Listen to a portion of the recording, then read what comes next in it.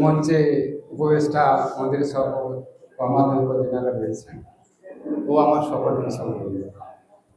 আমি প্রথমে আমার এগ্রিকালচার দপ্তর থেকে যে আমাকে এত বড় করেছে সেই বিষয়ে আমি এগ্রিকালচার দপ্তরে কিছু কথা বলতে চাই।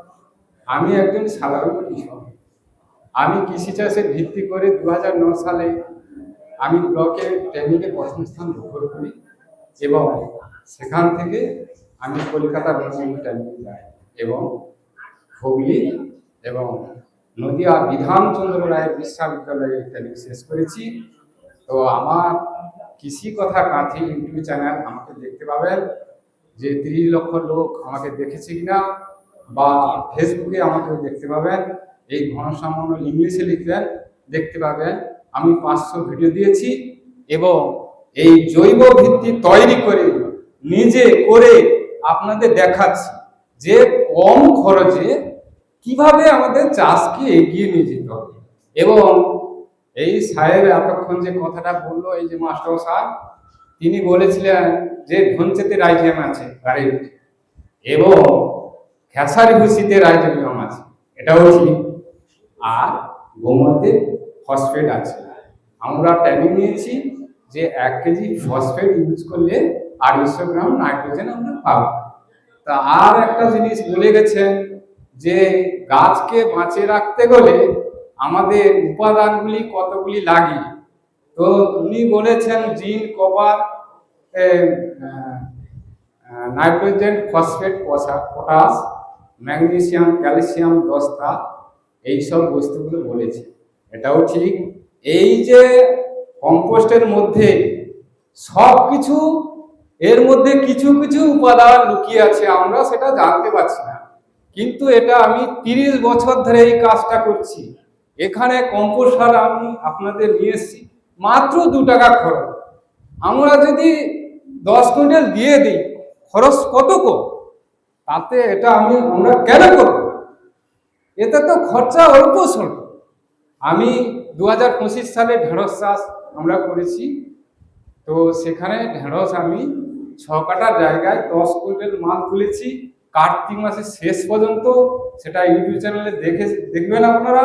এবং আমাদের যে সাহেব দেবাশিস মাইতি ছিলেন, আপনারা সবাই জানেন, একটু শর্ট করুন। হ্যাঁ, তিনি এখন মেদিনীপুরে গেছে। তো আমার ঘাটাল প্রোগ্রাম দেখবেন, মুগবড়িয়া প্রোগ্রামটাও দেখবেন। তো আমি বলতে চাইছি যে 2 টাকা খরচে আমরা কেন এই জিনিসটা করব? এটা মাটিতে দিলে আপনি মাটির মান বেড়ে যাবে, তাতে গাছ সুন্দর হবে। আমার এবছর 2026 সালে ঢেঁড়স 10 কাঠা করেছি। আপনারা দেখবেন ঢেঁড়স আপনি 1 মুঠে অন্তর আমরা দিই, কিন্তু আমার 2.5 হাত মাথায় গাছ আছে।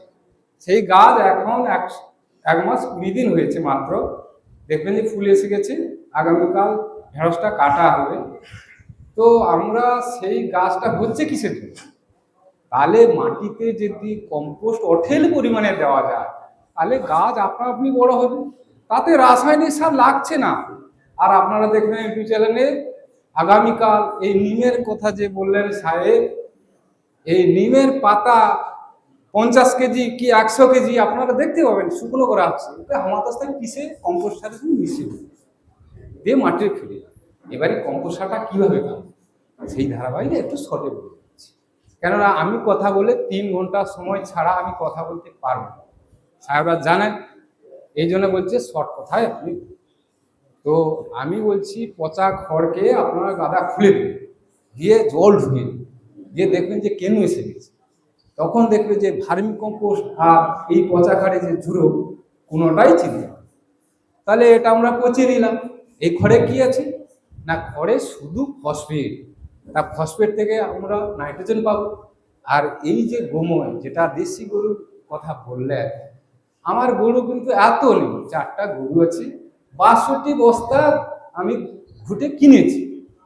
তাহলে 62 বস্তা 60 টাকা করে কত পয়সা? 1.5 বিঘা জায়গা আমি এটা কালচার করব এবং ধানও 5 বিঘা আছে এর ভিতরে এই সারে। তাহলে খেসারি ভুসি 5 বিঘা করব। ইনি বলেছিলেন যে আমাদের গরু চাষ করতে হবে, আমাদের যে কোনো মানে এই যে কি বলে মানে এই ডাল শস্য যাতে আমাদের চাষ করতে হবে। তো আপনারা এই এলাকায় আমি দেখেছি আমাদের আত্মীয় বাড়ি এখানে আছে, এখানে কিন্তু খেসারি হয়, আমরা ঢুনচি করি, এই ঢুনচিতে রাইজোবিয়াম আছে। তো আমরা সেইভাবে কম্পোস্ট সারটা তৈরি করি, করে আমরা মাটিতে দেব।